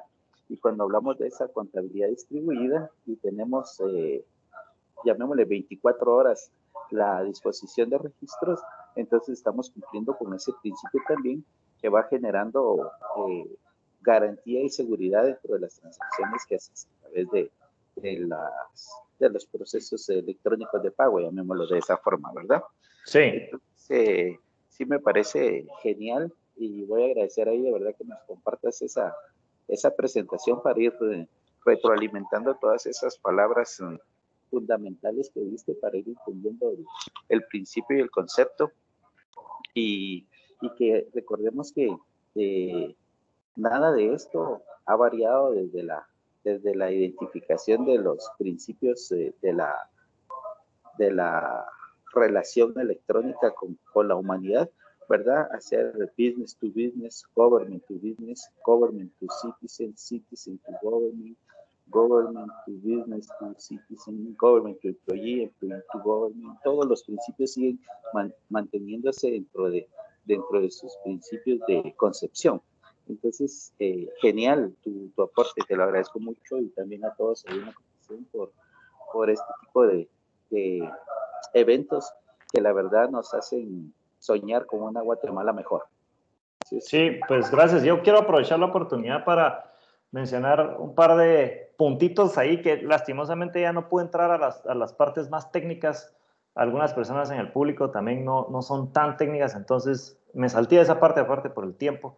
Pero sí, se mencionó una cosa muy importante en esa participación y muchas gracias. Y es que hay una diferencia enorme entre las bases de datos anteriores Digamos, una de las diferencias, hay varias, pero una de las diferencias más grandes entre las bases de datos tradicionales, de tablas relacionales o no relacionales, y la base de datos tipo blockchain, es que se tienen que seguir las reglas del juego, y eso quiere decir que no puede venir un administrador de sistemas que tiene su clave, su usuario y clave, y hacer un cambio en un campo adentro de una tabla o adentro de una ficha sin que nadie se dé cuenta. Es decir, existe una trazabilidad que viene en el ADN de la tecnología y que se puede rastrear absolutamente todo. Porque si yo llegara, y esto se los explico de la siguiente forma, muy rápidamente. Con Bitcoin, porque vamos a regresar a Bitcoin porque ahí podemos realmente entenderlo. Con Bitcoin vamos a eliminar la posibilidad de hacer cambios en el histórico, ¿verdad? Ese trabajo, ese mecanismo de consenso que son las computadoras trabajando para poder llegar a ese consenso matemático que la fórmula, que el código indica para poder ingresar una transacción en la base de datos, requiere muchísimo trabajo computacional. Imagínense, hace 3 años estaba viendo un documental de una granja de servidores puestos a disposición de minería de Bitcoin, que su factura eléctrica era alrededor de $1 millón al mes para operar. Es decir, imagínense la capacidad computacional puesta a disposición, esa solo es una granja de minería, para poder hacer el trabajo necesario para ingresar matemáticamente las ecuaciones y esto, el nivel de complejidad es simplemente por las fórmulas criptográficas que platicamos, ¿verdad? ¿Qué quiere decir esto? Eso quiere decir que si yo quiero hacer un cambio en la base de datos de Bitcoin, digamos que yo quisiera hacer un cambio de la base de datos en la información del 2009, cuando esto inició, para adjudicarme yo a mi dirección, a mi contabilidad personal, X cantidad de unidades de Bitcoin, yo entro y lo modifico y lo trato de ingresar en los nodos que resguardan la base de datos, automáticamente todos se van a dar cuenta y lo van a rechazar, porque no pasó las reglas para poder hacer el trabajo. Más importante, si yo hago ese cambio, absolutamente todo lo futuro, toda la cadena futura cambia y se rompe. Entonces todos se dan cuenta inmediatamente que yo estoy tratando de hacer un cambio y simplemente es automáticamente rechazado. Es decir, en otras palabras, yo tendría que hacer todo el trabajo. Si yo quisiera hacer un cambio hoy, tendría que hacer todo el trabajo que llevan 11 años de hacer las computadoras en minería de Bitcoin en menos de 10 minutos para que ese cambio pueda ser aceptado y tengo que, aparte de hacer todo el trabajo, tengo que llevarlo a un punto en donde el resultado final es el mismo con el cambio que hice. Eso es algo que realmente es mind blowing, como dicen, porque nos demuestra lo poderoso y lo seguro que es el resguardo de información. Entonces, si traspolamos eso para el área pública, qué rico poder tener un sistema así, por ejemplo, en un registro mercantil, en un registro de la propiedad, en donde todos podemos dormir tranquilos que ahí no se está haciendo trampa porque se están siguiendo las reglas del juego. Por supuesto que tienen que haber personas y tecnologías adicionales monitoreando y vigilando esos cambios, que esas reglas siempre se están siguiendo y que la sanidad de esa base de datos se mantiene, ¿verdad? El mantenimiento de la base de datos no es automatizada y eso también requiere de trabajo, ¿verdad? No sé si hay alguien más por ahí. Sí, tenemos unas preguntas acá en el chat. Dice Josué Gallardo, ¿cómo pueden implementarse de mejor manera sistemas en la iniciativa privada? Si actualmente, por ejemplo, el precio del gas es muy alto, por lo tanto los costos pueden ser un desincentivo. Ya. No, hay todo tipo de mecanismos de consenso y de formas de poder trabajar las operaciones en donde los incentivos son los correctos. Les puedo mencionar, por ejemplo, EOS, que es prácticamente un sistema operativo completo. Estamos viendo el inicio de sistemas operativos como que Microsoft o como que Apple hubieran utilizado la tecnología de blockchain para poder programar sobre esa tecnología de almacenamiento de base de datos sus sistemas operativos. EOS es prácticamente eso y tiene un mecanismo de consenso bastante interesante que permite a los nodos y a los que aportan sus recursos computacionales de una forma que no lo hace caro poder participar. Hay otras opciones, hay cadenas de bloque privadas, ¿verdad? Yo puedo poner digamos, no todas las cadenas de bloques y todas las tecnologías de contabilidad distribuida tienen que estar abiertas al público, la información. Hay cadenas de bloque y tecnologías privadas. Es decir, yo pongo mi infraestructura que yo compré o que alquilé y yo controlo mis nodos, yo controlo mis reglas. Y por supuesto puedo participar a terceros si me interesa para poder empezar a aprovechar esa tecnología, empezar a compartir información, ¿verdad? Hay casos de uso, por ejemplo, en el área de los seguros, en donde se están haciendo esfuerzos para automatizar los contratos y las pólizas, para eliminar, por ejemplo, que venga alguien a reclamar doblemente una póliza por un mismo accidente, ¿verdad? A dos diferentes seguros y que realmente se cumplan las reglas. Y todo esto se puede ir automatizando porque las reglas se van escribiendo y la información es confiable. Pero no necesariamente estamos hablando de todo el tiempo de transacciones que van a requerir un monto que se puede traducir directamente a dinero para poder hacer transacciones en estas tecnologías. En muchos casos solo se trata de recursos y bueno, eso sí se puede traducir a dinero, pero se calcula de otra forma, ¿verdad? Y hay formas baratas de hacerlo. Ok, gracias. El licenciado René Humul nos indica buenos días. ¿Cuál es su criterio o comentario sobre la seguridad y protección de la información? Ok. Bueno, una de las características del blockchain es la inmutabilidad de la información, ¿verdad? Como platicábamos. Si se refiere a ese aspecto de la seguridad, voy a hablar después del otro aspecto. Yo no puedo cambiar las reglas sin alterar el sistema, así como les había platicado, y no puedo cambiar las reglas y no dejar rastro de ese cambio. Es decir, todos los nodos pueden automáticamente ver que hubo un cambio en las reglas. Recordemos que en Bitcoin hay 10,000 nodos y yo puedo tener cuantos nodos necesite. Si soy un banco, por ejemplo, y tengo 50 sucursales, yo puedo tener una copia de mi base de datos en esas 50 sucursales. Si soy la SAT, yo puedo tener una copia de base de datos en todas las instancias del Ministerio de Finanzas. Puedo tener, si soy el IGS, una copia de mi base de datos en todos los hospitales y clínicas. Y entonces puedo asegurar mi información de esa forma. Si alguien compromete una de esos nodos, una de esas bases de datos, pues tengo las demás. Es súper resiliente, mucho más seguro que bases de datos centralizadas, ¿verdad? Ese es un aspecto de la seguridad.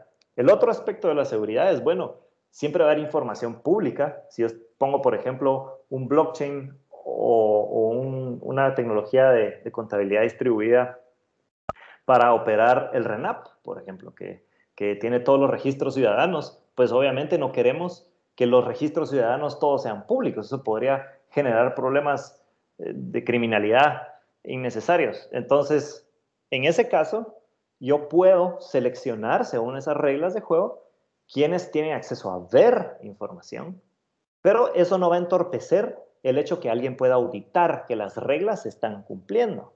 Es decir, alguien más, alguien externo, un tercero, el ciudadano común y corriente puede verificar que todas las reglas se cumplen en una bitácora pública sin tener acceso a la información que ahí adentro se está resguardando.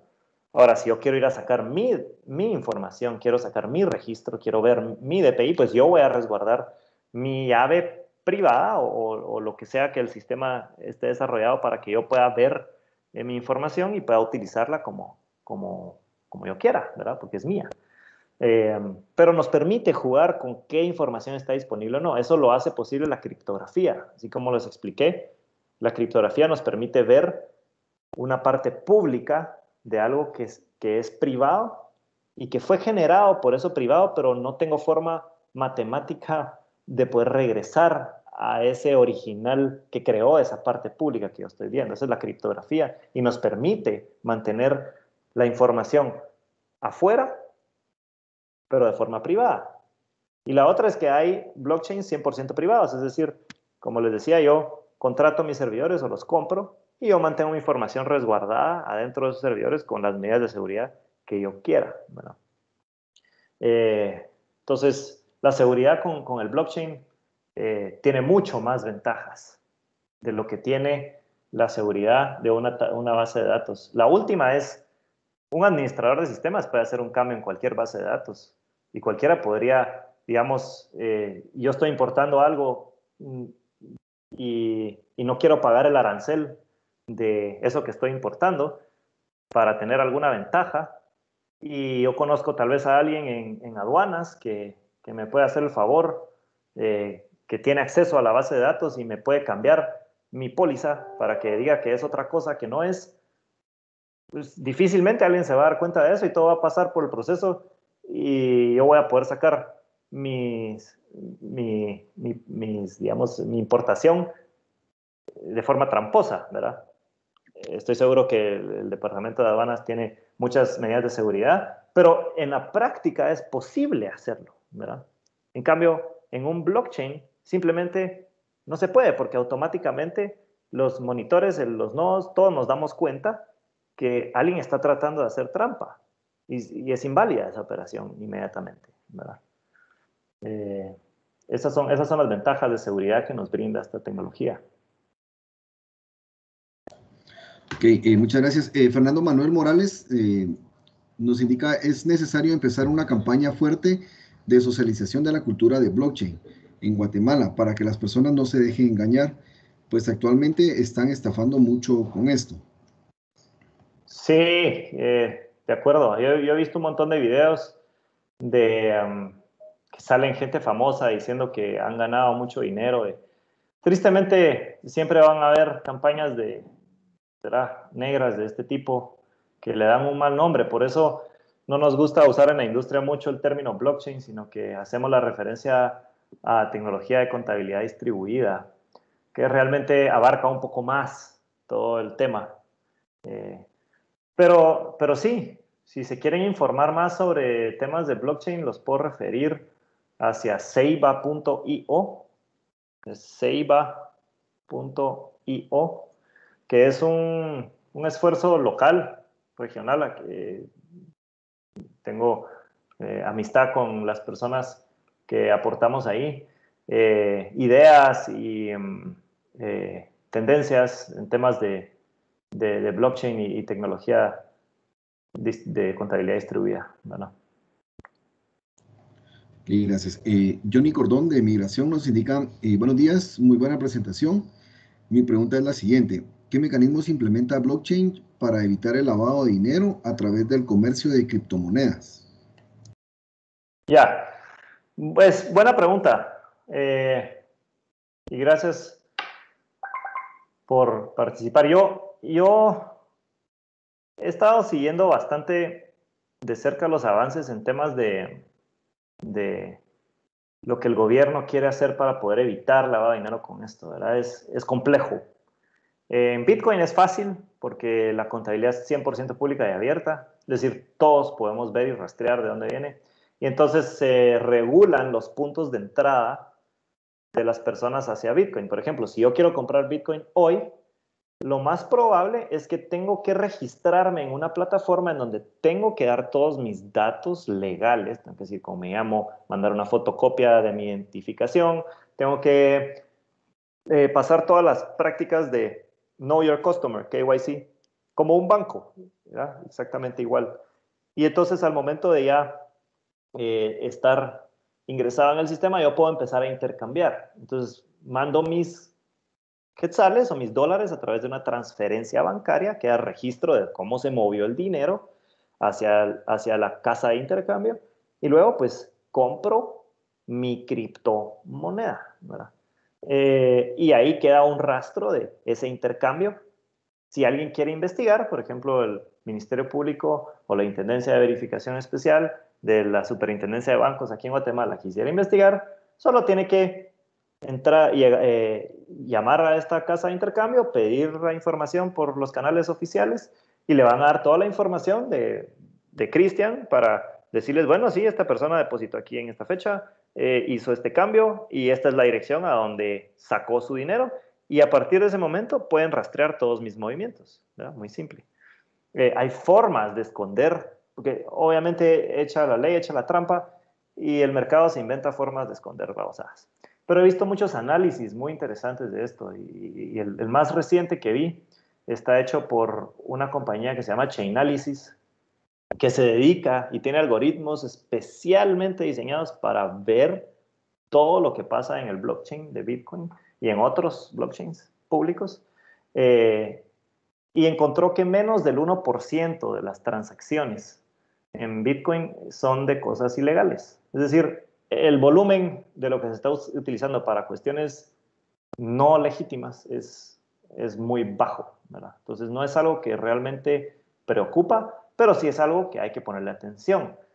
Al igual que pues hay que ponerle atención al lavado de dinero con efectivo, que es mucho más peligroso porque no dejan absolutamente ningún rastro, ¿verdad? Eso es mucho más complejo y más difícil de investigar. Ok, gracias. Juan Carlos Clara del CID nos indica en qué institución del Estado se implementó blockchain. No me quedó claro, dice él. Gracias. Tristemente no lo hemos logrado implementar en ninguna institución todavía. La iniciativa está para poder empezar a caminar hacia un momento en donde tengamos a todas nuestras instituciones utilizando más de algo en tecnología blockchain, especialmente cuando se trata de guardar nuestros registros públicos, para que todos podamos ver de forma transparente que se están cumpliendo las reglas del juego y que podamos tener seguridad y resguardar mejor la data pública que nuestro gobierno tiene para el uso de los ciudadanos, ¿verdad? Todavía no tenemos nada. Ahí vamos caminando. Gracias, Cristian. Solo para tratar de responder a Juan Carlos Clara, le saluda Carmelo Durán de la Comisión Presidencial de Gobierno Electrónico y Abierto. Precisamente esta actividad es una muestra de lo que nosotros nos interesa hacer como comisión en el país, principalmente en el área del gobierno ejecutivo. Estamos investigando, promoviendo, contactando a expertos en el tema para ver la factibilidad de poderlo implementar en Guatemala con el plan de gobierno electrónico y digital que estamos haciendo. La idea es poner al ciudadano en el centro, facilitándole el acceso a información, facilitándole hacer los trámites, de tal manera que esperamos de que en un plazo podamos poder implementar esta y otras tecnologías. Estamos hablando de la nube también en entidades de gobierno ejecutivo. Ahora con blockchain, que pues tengo el gusto de conocer a Cristian y sé que es un experto en el tema, pues empezar a darlo a conocer. Todo esto es un proceso y nos interesa promover blockchain, o sea, no confundiéndolo, como dice Cristian, con Bitcoin, que es parte de, pero más nos interesa el blockchain con el tema de seguridad de la información y todo eso. Espero haber aclarado la duda, Juan Carlos Clara. Mucho gusto. Sí, el año pasado se trató de pasar una licitación promovida por el Banco Interamericano de Desarrollo. Se pusieron las bases en Guatecompras. Tristemente, solo hubo una oferta y no se dio, ¿verdad? Poco a poco creo que podemos estar seguros que vamos a ir viendo más de estas necesidades de parte de nuestro gobierno para ir caminando hacia esas implementaciones. Okay, muchas gracias. Hugo Guzmán nos indica, pregunta técnica, ¿cuál lenguaje de programación es el más popular para desarrollar sistemas para blockchain? Ya. Pues buena pregunta. No hay un lenguaje popular todavía. Yo diría que el problema es que hay que interactuar con interfase gráfica en dispositivos móviles y con los usuarios en computadoras, y hay que interactuar en servidores, ¿verdad? La tecnología preferida para desarrollo de toda esta tecnología, de todo lo blockchain, es, digamos, en sistema operativo. Yo tengo más experiencia en infraestructura que en código de programación. Es Linux, ¿verdad? Y cada propuesta, cada una de estas tecnologías como EOS, Ethereum, Corda, que ya es una tecnología privada, la pueden investigar, muy interesante. Otras como IOTA, que es un desarrollo alemán. Hay desarrollo hecho para bancos, ¿verdad? Hay un desarrollo que se llama Ripple, que está hecho para facilitar y acelerar y mejorar los costos de transferencias bancarias tradicionales.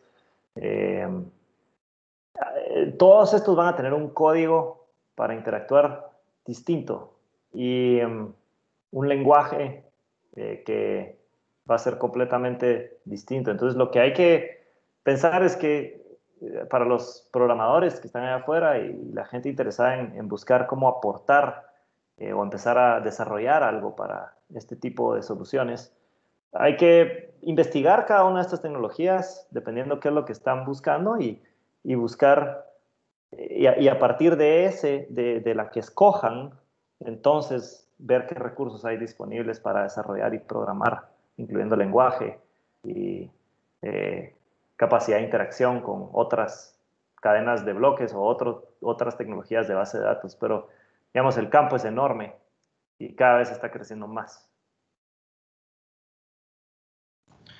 Ok, gracias. Juan Francisco Álvarez nos indica, en la implementación de la trazabilidad en los productos agrícolas, ¿es posible diseñar una infraestructura en la cual se capacite a los productores para mejorar la economía agroproductiva?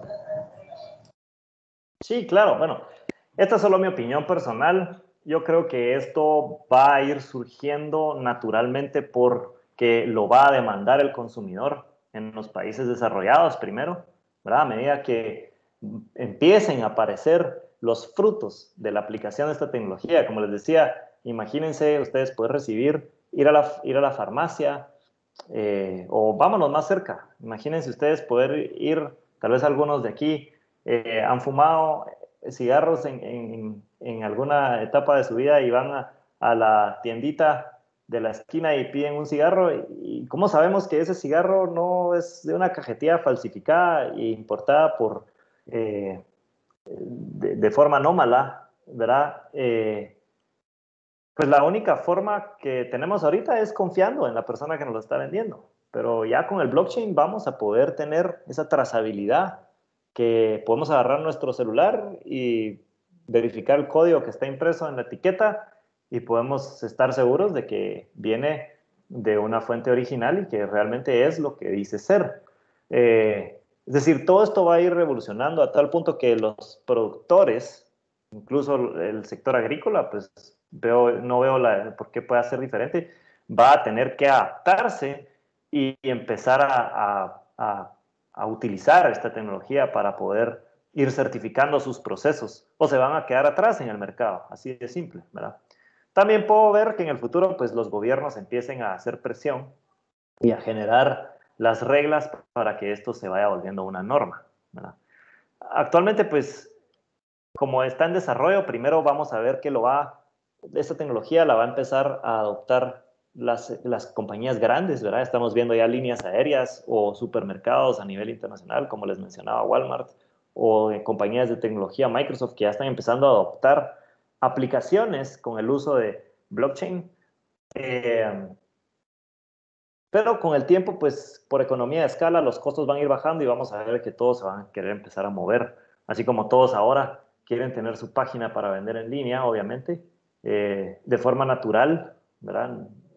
Lo mismo creo yo que va a ir pasando con el blockchain.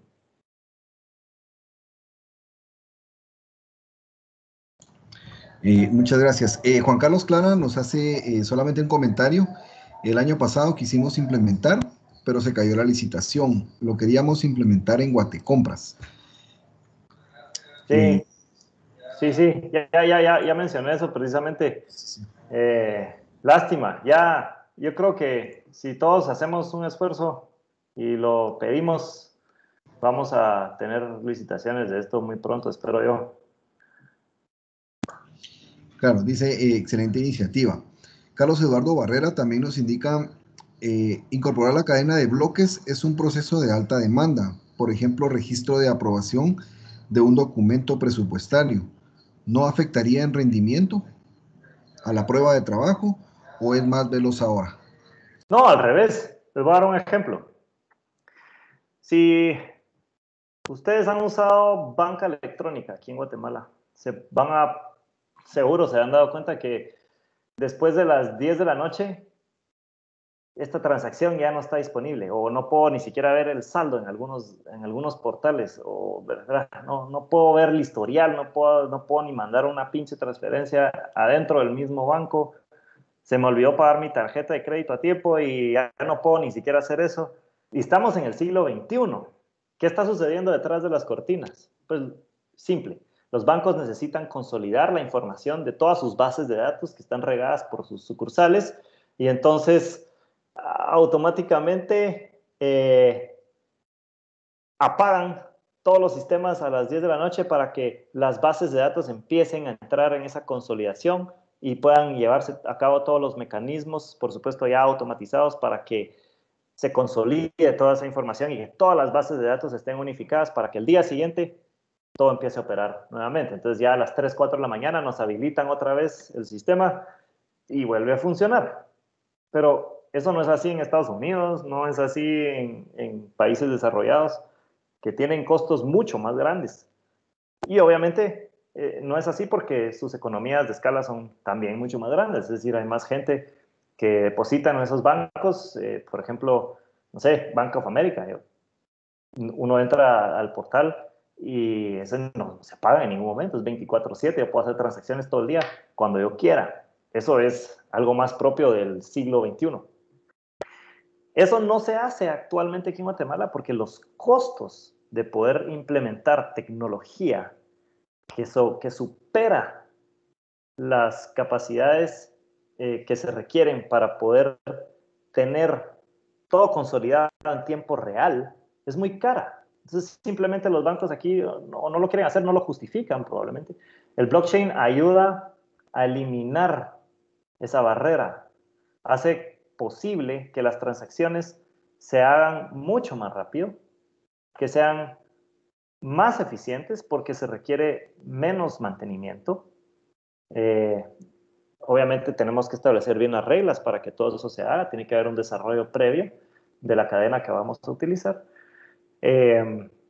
Y hacen que pueda yo trazar absolutamente todo. Entonces, pronto vamos a empezar a ver que esto va a cambiar en Guatemala y no va a ser porque los bancos invirtieron más, se los aseguro, sino va a ser porque encontraron el precio adecuado con tecnología que además de darles ese beneficio les va a traer otros muchos más grandes beneficios y esa tecnología es el blockchain o tecnología de contabilidad distribuida.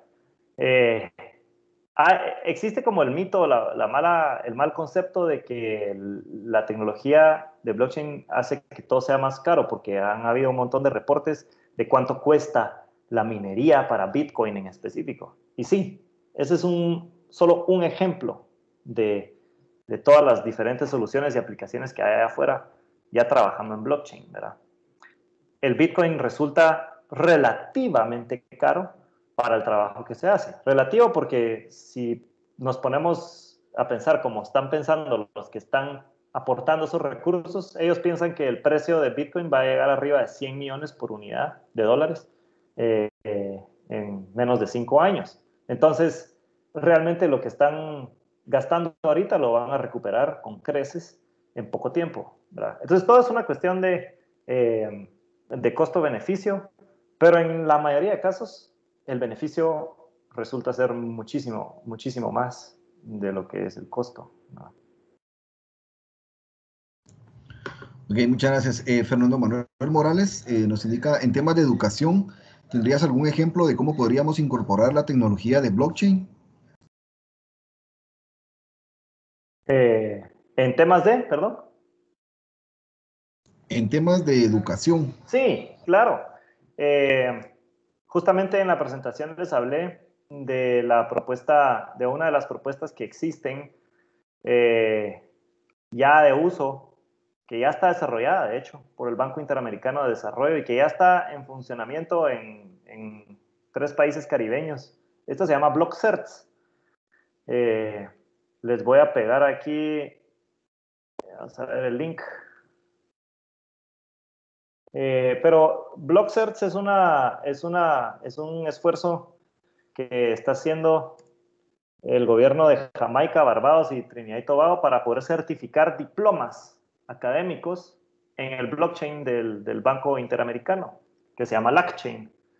Entonces esto le permite a los usuarios que una vez tenga su registro por medio de la aplicación, puedan simplemente sacar esa información y validarlo con cualquier otra persona que necesite certificar que esa persona se graduó con los créditos o tiene la capacidad que esa certificación indica, ¿verdad? Entonces ese es un caso de uso claro que puede traspasarse a nuestra realidad de forma prácticamente inmediata porque ya está desarrollado, está ya en últimos pasos de diseño y de pruebas, y que podría empezar a implementar para que los diplomas que salen de colegios y de las universidades del país ya estén certificados en blockchain y que yo pueda presentarlos en el extranjero o en cualquier otra universidad donde yo quiera seguir recibiendo cursos o acreditar mis capacidades sin mayor dificultad y con alto nivel de certeza de que no estoy diciendo mentiras, ¿verdad? Ok, Jorge Galindo nos indica un comentario, dice, totalmente de acuerdo, me parece ridículo que no se pueda enviar transferencias a las 10 de la noche. ¿Es mi dinero o el del banco? Ana Gabriela de León Escobar nos indica lo que pasa, que pueden eliminar trabajos, especialmente en los niveles de sucursales de los bancos. No sé si los bancos estarán preparados para eliminar procesos y trabajos. Ya, bueno, buena pregunta y voy a traspolar la respuesta para el área pública porque tenía eso como una parte de mi presentación. Realmente no, es erróneo pensar que se van a eliminar trabajos. Se van a eliminar puestos de trabajo en la forma actual de trabajar, pero inmediatamente se van a crear probablemente la misma cantidad de puestos para la forma nueva de trabajar. Porque, por ejemplo, y yo les voy a hablar desde el lado de informática. Siempre se va a necesitar a técnicos que puedan velar porque la tecnología esté operando correctamente. Siempre se van a necesitar operarios que sepan de la ley, por ejemplo, abogados, para que puedan verificar que las reglas que están escritas en esa cadena de bloques, en esos programas, vayan de acuerdo a las regulaciones, a las leyes actuales del momento, ¿verdad? Siempre se van a necesitar operadores que ingresen información y que estén validando que la información ingresada sea la correcta, ¿verdad? Aquí aplica el principio de GIGO en inglés, pero en español yo le digo vivo, que es si basura ingresamos al sistema, basura recibimos, y eso aplica para el blockchain también. Casi todo lo que está en medio de las operaciones se puede automatizar, al igual que se puede con los sistemas tradicionales actuales. Pero si yo le estoy ingresando mala información, si no tengo gente que está verificando ese ingreso de la información y que sea correcta, entonces de nada me sirve todo esto, ¿verdad? Todo este esfuerzo es en vano.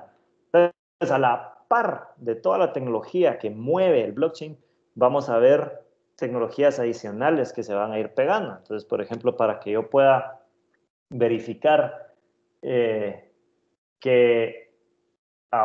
es la persona que es Ana Gabriela, que llegó al banco a traer su dinero y que no es alguien haciéndose pasar por Ana Gabriela la que llegó a traer su dinero, aunque lleva un DPI que pareciera ser auténtico, pues el blockchain nos va a permitir tener 2 o 3 puntos de validación en sitio que el operario va a poder autenticar, y entonces se va a validar que sí es ella y que no es alguien impersonándola con un DPI falso, y va a poder hacer su transacción. Es decir, siempre se van a necesitar los mismos puestos para poder operar estas tecnologías. Simplemente vamos a tener mejor certeza, mejor calidad de información, ¿verdad? Ok, muchas gracias. Tenemos acá una mano levantada del licenciado Héctor Hernández. Si gusta, puede encender su micrófono para hacer su pregunta.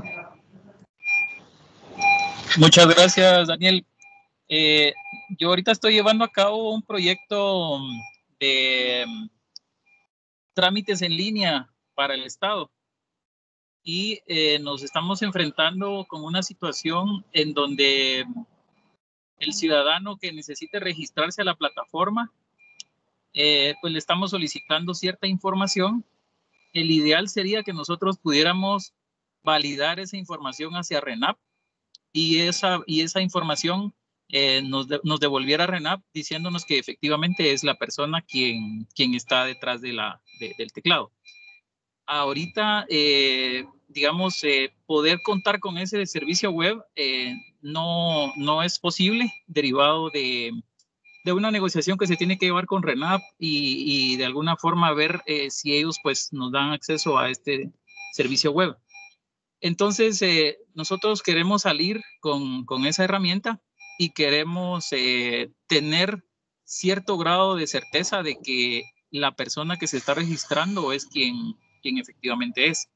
Yo estuve investigando un poco y me encontré con cuál es el procedimiento de validación que hace Uber cuando bloquea a un usuario.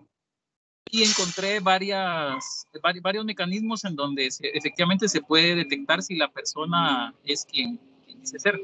Pero obviamente siempre es bienvenida cualquier aportación, cualquier comentario, cualquier idea que se nos pueda ocurrir. Y pues no sé si estoy saliéndome un poco del tema y quisiera ver qué nos podrías dar de idea en cuanto a poder implementar de manera rápida y de manera económica algo en donde podamos validar la identidad del ciudadano a partir, digamos, de los datos con los que él cuenta, ¿verdad? Que muchas veces solo es su DPI y algún servicio, digamos, de agua, luz, teléfono, cable, posiblemente lo estamos pensando para implementarlo, digamos, a nivel de ciudadanos que estarían recibiendo el bono familia, por ejemplo.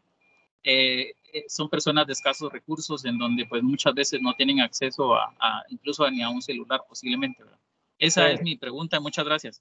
Pues este es uno de esos casos y lo voy a atar un poquito con la pregunta anterior, en donde al principio de la implementación de esta tecnología se va a requerir incluso más personal, porque vamos a tener que procesar un montón de información que no existe actualmente. Entonces se me ocurre, por ejemplo, ahorita para generar una autenticación que esté validada en una tecnología que tenga alto nivel de confianza en su información, como lo es un blockchain, tenemos que comenzar a ingresar información que nos va a ser útil para esa validación. Entonces tendríamos que abrir, por ejemplo, más sucursales de RENAP o kioscos en donde las personas actualmente puedan llegar con su DPI y tal vez algún otro método de identificación y tomarse una fotografía nuevamente para que pueda ingresar de lleno de nuevo a este nuevo sistema. Y entonces esa identificación inmediatamente le generaría un registro criptográfico único para validar a esta persona en una cadena de bloques, porque ya vimos que no es lo mismo un registro criptográfico único en una base de datos tradicional. Ahí podemos hacer cambios. pero en una cadena de bloques cambia totalmente el asunto, porque lo que yo ingreso no lo voy a poder cambiar sin que alguien se dé cuenta. Entonces, ya con esa certeza, yo puedo utilizar la información que me está proveyendo el RENAP para poder autenticar a esa persona. Idealmente si viene de dos lados, entonces tal vez también ayudamos para que no solo sea un tema que funciona con el DPI, sino que también la licencia utilice esa misma información y ate los dos registros en dos cadenas de bloque que van y entonces le van dando más seguridad a esos sistemas. Pero esto no es algo que probablemente se puede realizar con la información que tenemos disponible actualmente, porque pues, la verdad es que creemos que la mayoría de gente, y yo creo, soy fe creyente que la mayoría de gente actúa de buena fe y no está haciendo trampa, pero siempre hay algunos jugadores que van a tratar de jugar con el sistema para sacar alguna ventaja y se van a validar con otra identidad y lo van a lograr hacer, ¿verdad? Con blockchain esto va a ser cada vez más difícil, pero tenemos que iniciar desde el principio, no nos podemos saltar las trancas, porque entonces vamos a hacer el trabajo por gusto, ¿verdad? Tenemos que iniciar haciendo presión para que se comiencen a instalar estos mecanismos en las instituciones del Estado. El RENAP es un excelente ejemplo donde se puede empezar, el registro mercantil, el registro de propiedad intelectual. Imagínense, en la rama del organismo judicial ni hablemos todo lo que se puede hacer en el Ministerio de Gobernación para poder sacar y emitir papeles como antecedentes penales y ese tipo de cuestiones. Es decir, pero si lo hacemos de una forma unificada, entonces va a tener validez y va a tener esa transparencia que el ciudadano no va a poder refutar, ¿verdad? Pero hay que hacerlo desde el principio, siento yo. Gracias. Ok, muchas gracias. Gracias, Cristian. Te saluda Carmelo Durán. Creo que hemos tenido un muy buen inicio, como lo que dices, utilizando tus palabras, hemos tenido un muy buen inicio con este evento. Nos hemos extendido gracias a las preguntas de los participantes, las cuales pues es una muestra del interés y por eso me atrevo a decir que es un muy buen inicio. Considero que también que podríamos estar teniendo una posible segunda cápsula, segunda conferencia al respecto de esto, para ir ampliando los temas. Eso te lo pongo sobre la mesa para que estamos en la mejor disposición de poderlo estar haciendo. Agradecemos tu tiempo, Cristian, que nos hayas compartido tu experiencia y conocimiento también. Parte importante es hacer. Ya sabemos que hay muchas cosas que se pueden hacer, lo importante va a ser hacer realmente. Así que vamos a estar dando los primeros pasos, como vos decís. Para los asistentes también me es muy grato compartirles que la próxima semana, el miércoles a las 9 de la mañana, vamos a tener un evento con Google, una conferencia con Google. Y el miércoles 2 de septiembre vamos a tener otra conferencia con Microsoft. Esto con la idea de promover tecnologías que, como les dije al inicio, permitan acercar el gobierno al ciudadano, a hacer el gobierno más eficiente y hacer cambios, que eso es lo importante, creo yo. Así que, Cristian, muy agradecido por parte de la comisión. Muchas gracias por tu apoyo, por tu tiempo y seguimos para adelante. Esto es un muy buen inicio, como has dicho. Muchas gracias. Excelente, gracias. Feliz día a todos. Gracias, buen día. Buen día a todos, gracias. Buen día, gracias. Gracias, buen día.